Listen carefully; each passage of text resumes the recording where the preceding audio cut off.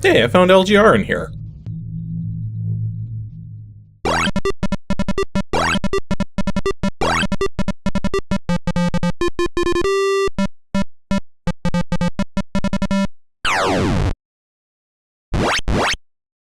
Look at the bright side, kid. You get to keep all the money. Reactor online. Sensors online. Weapons online. All systems nominal. Group fire engaged.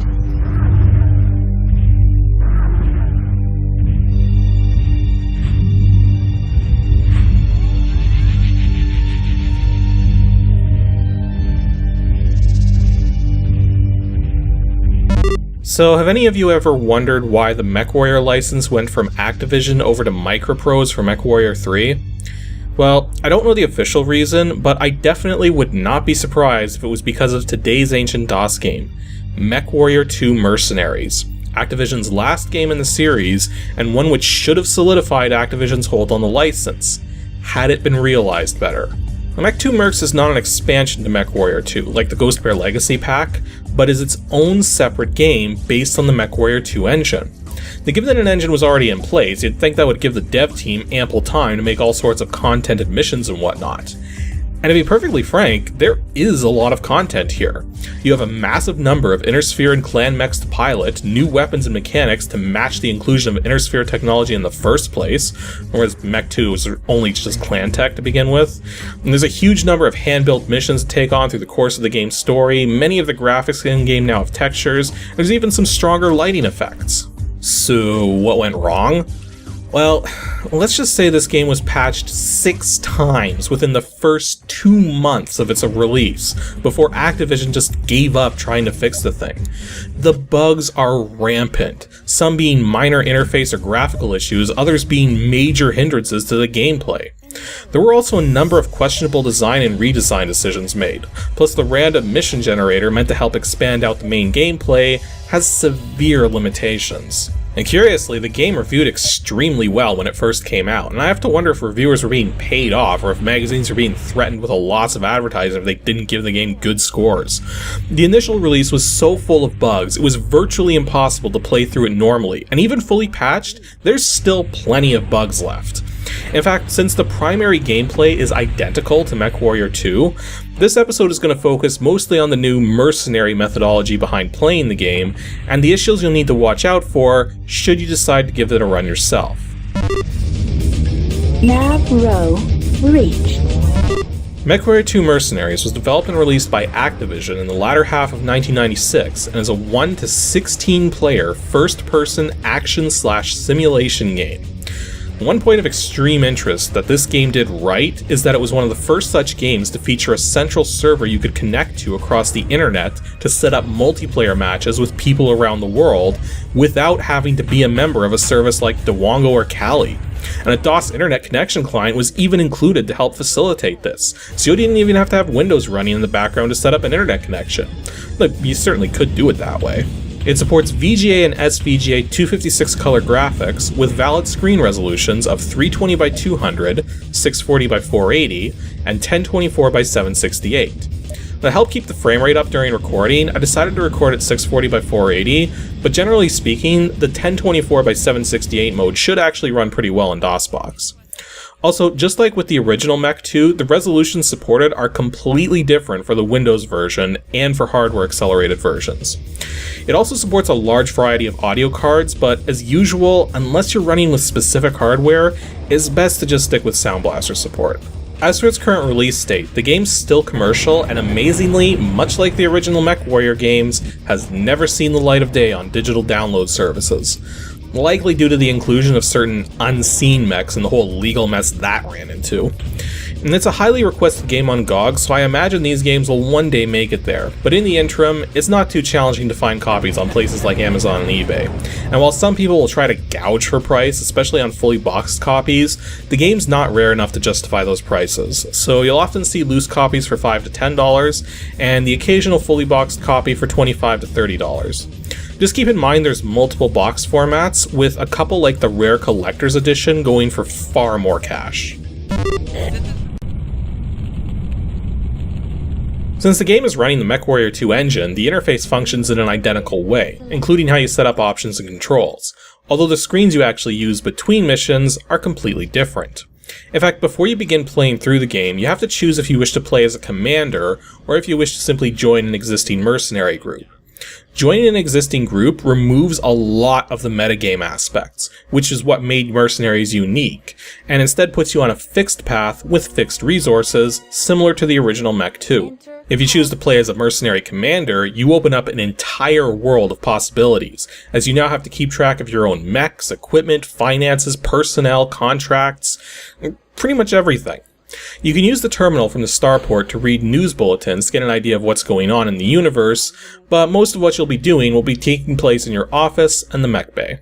In the office, you're able to access your office computer to seek out contracts and personnel, as well as take inventory and summarize your finances. Contracts are the meat of the game, as they determine what missions you'll be taking on and ultimately what contracts will be made available to you following. But typically speaking, each time you look at your available contracts, there'll be 1 or 2 pre-made campaigns with specific start and end dates, and a randomly generated, quote, 1-month mission to help pass some time if you want to.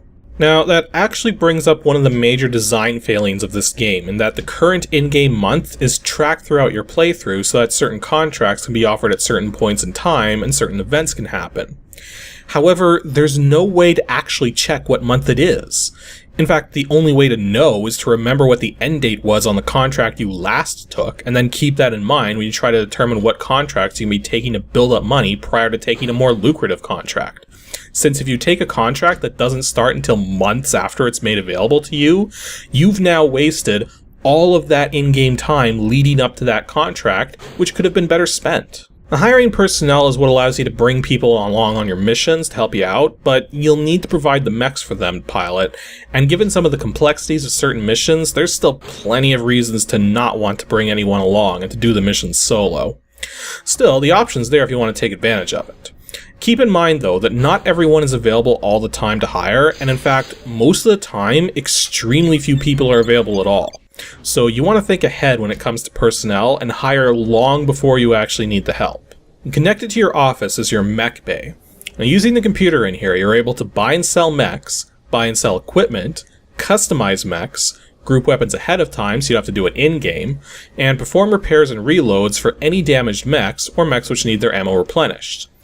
Now, in the original release of the game, the Mech Customization system was incredibly broken, to the point where if you knew what you were doing, you could seriously abuse the thing, or be seriously abused by it just by doing things you think would have made sense, not helped by being charged for the man-hours needed to adjust your mech. Generally speaking, you want to perform as few customizations as possible to keep the costs down, or if you need to perform a lot of customizations, try to use the same number of critical slots in each body part, as you only get charged for each slot which changes, i.e. removing something from a slot, adding something to a slot, or both removing something and adding something to the same slot all cost the same amount.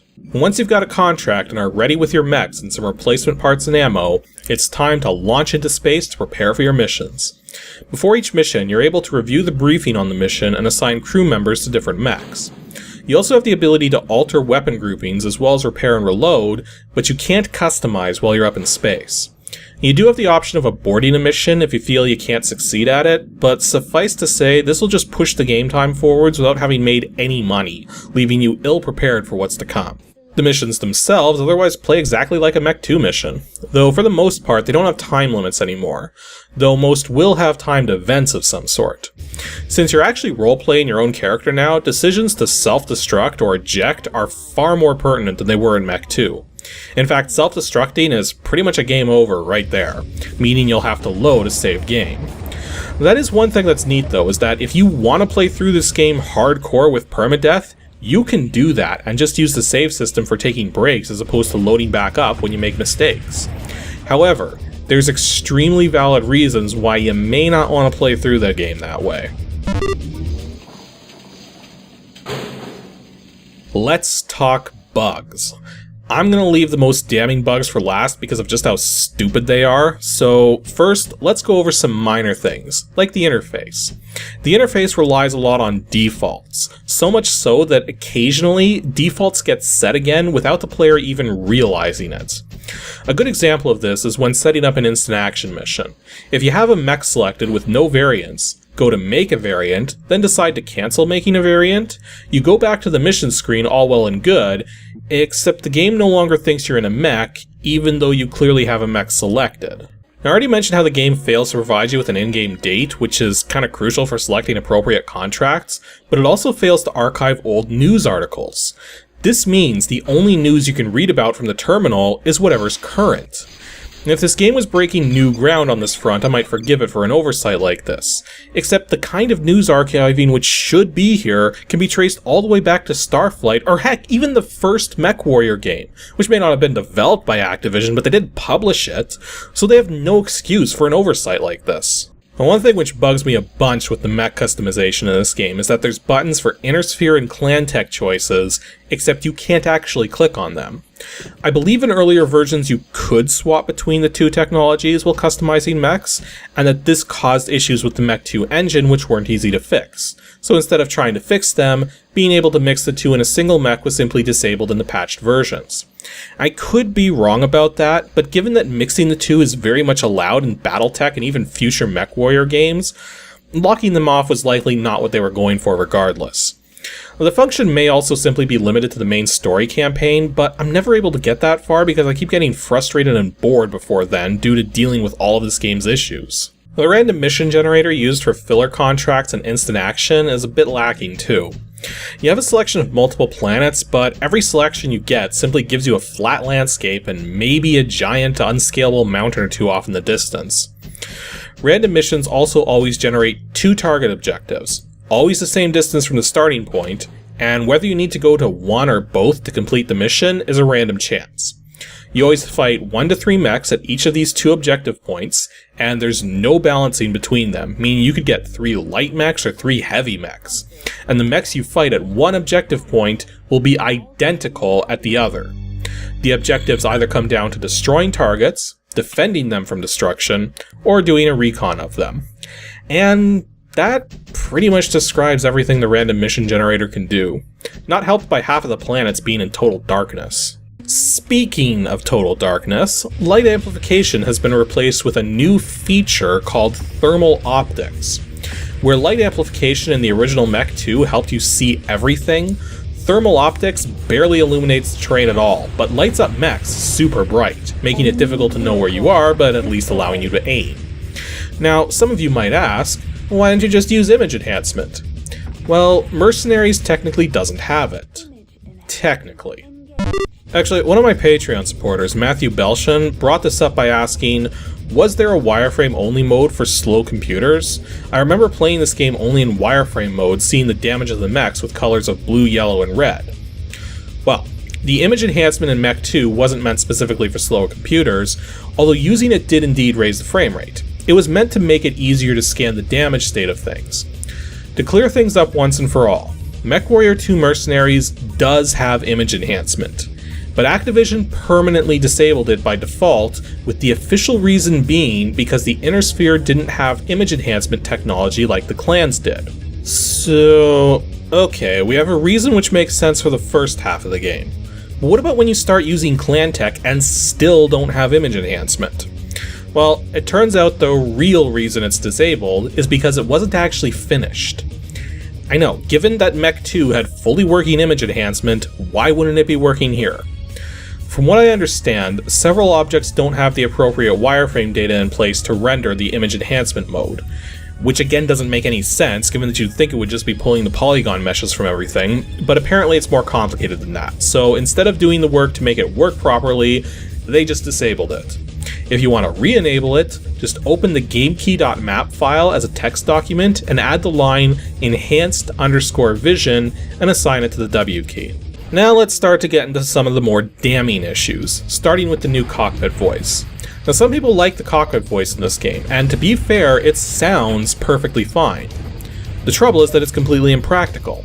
Cockpit voices are supposed to be used to alert you to dangerous situations as quickly as possible so you can react in an instant. The cockpit voice in this game is very slow-paced, and in a combat situation it's simply too slow-paced to be practical. Not to mention a few voice cues have been changed, the new ones don't make a lot of sense. For instance, when your heat levels start getting high, the warning is this. Internal heat at 700 Kelvin. Which doesn't really convey any sort of sense of urgency or importance, since how is anyone supposed to know that 700 Kelvin is too hot for a fusion reactor? Even from an in-universe perspective, how many mercenaries are going to know the exact temperatures they need to be mindful of with their equipment when temperature fluctuates so wildly to begin with? And I guess that's not too big a deal really, but this next issue definitely is. All of the weapon ranges are misrepresented by the targeting cursor.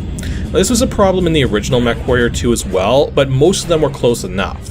Here, some of the weapons can hit targets at twice the distance from where the reticle will finally change from green to red to indicate being in range. It severely misleads you towards what range your weapons can actually be used at, and forces you to have the ranges memorized if you want to make the most out of your weapons. Now this next issue is a severe one. Sometimes when you complete a mission and return to the launcher, the game engine crashes before it can set the appropriate data into memory for the launcher to pick up and utilize for handling the mission results. I don't know what triggers this, but when it happens, the data for the previous mission is used instead, which is still in memory. And this can create some very weird debriefings, failed missions when you didn't fail, succeeded missions when you didn't succeed, and even other such anomalies. In fact, the very first time I played this game, on my very first mission, this happened to me, and thus I managed to flunk out of the very first training mission as a result. The patches help reduce this issue, but it's always been present and was never completely fixed. However, I've saved the most damning issue for last because it just takes the cake. And yes, this problem is worse than having the game crash. The collision detection fails to register hits more than half of the time. I don't even know where to begin. Okay, so MechWarrior 2 has a unique way of doing collision detection. Instead of detecting collision by polygons, it detects collision by bounding spheres, with each object potentially having one or more spheres placed strategically to represent the shape of what's being collided with. In fact, there's a cheat code you can use in Mech 2 which allows you to see the bounding spheres. One of the main issues with this, though, was that many of the bounding spheres intersected with the head bounding sphere on the mechs, so intentionally doing damage to the head of a mech was almost impossible. Now, in Mech 2, this wasn't that big a deal, but here in Mercenaries, a salvage system was put in place, meaning now there was an important reason to try and shoot for the heads of the mechs. Now, I haven't been able to confirm this theory, so I'm going strictly by my own game development sensibilities, but what I think happened is that in order to make the heads of mechs easier to hit, the collision system was overhauled, either to do proper polygonal collision detection, or to make the collision spheres smaller and more tightly compacted. However, by doing this, some objects now moved too fast to register collisions reliably with the smaller collision volumes, and thus when a weapon shot is moved between two frames of gameplay, it sometimes completely skips past the smaller collision volumes. While I can't prove this is what's happening, I can offer two very pertinent reasons as to why this is most likely the case. The first is that slower moving weapons such as PPCs and missiles never fail to hit targets, because they themselves have a large collision volume and are not moving fast enough to completely jump past a target's collision volume. The other is that if you target something stationary while you yourself are perfectly stationary, then fire a shot, if that shot hits, all shots of that same weapon will continue to hit. But if your shot misses, all shots of that same weapon will continue to miss. Again, both you and your target have to be perfectly stationary to see this effect, and given that most things small enough to be affected by this bug explode violently when you destroy them, and shatter if you shoot them following, setting this up for demonstrating was virtually impossible to do. One plus side is that your opponents are affected by this the same as you are. One massive drawback, though, is when there's targets to defend, since even if your aim is perfect, your shots may pass straight through your target, continue forwards, then destroy what you're trying to protect. As you can see, I fell victim to this despite knowing full well it might happen. guess I was just wishfully thinking the game wasn't as buggy as I remembered it being. One final bug I can't show you because it's limited to the hardware accelerated versions actually has to do with highly short-ranged weapons, such as the machine gun and small pulse lasers. Basically, these weapons hit their range limit immediately upon firing, so are completely incapable of hitting anything. In fact, all of the weapon ranges on hardware accelerated versions seem to be shorter than in the standard versions for some mysterious reason.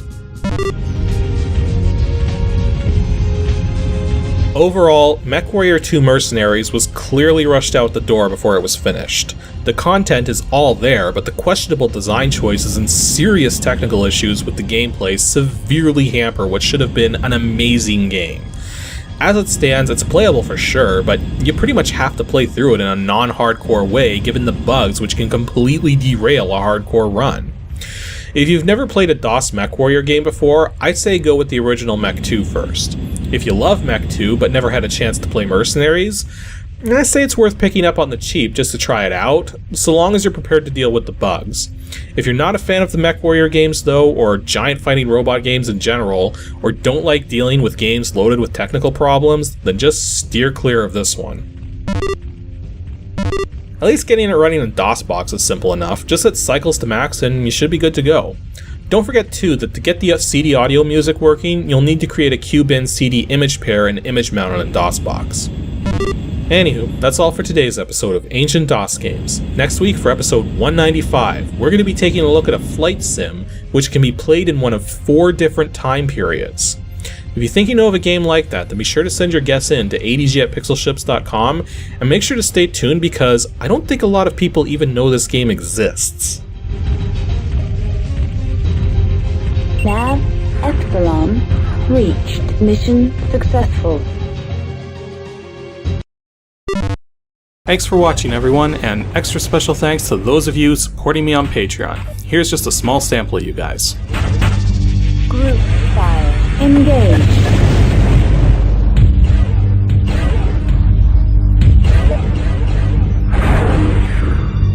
Enemy mech destroyed.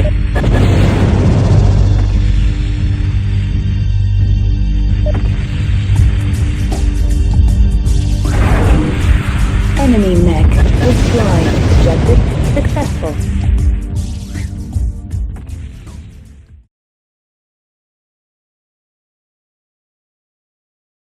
I accidentally pushed the numeric keypad key and discovered you can move the mouse cursor by tiny increments with the numeric keypad.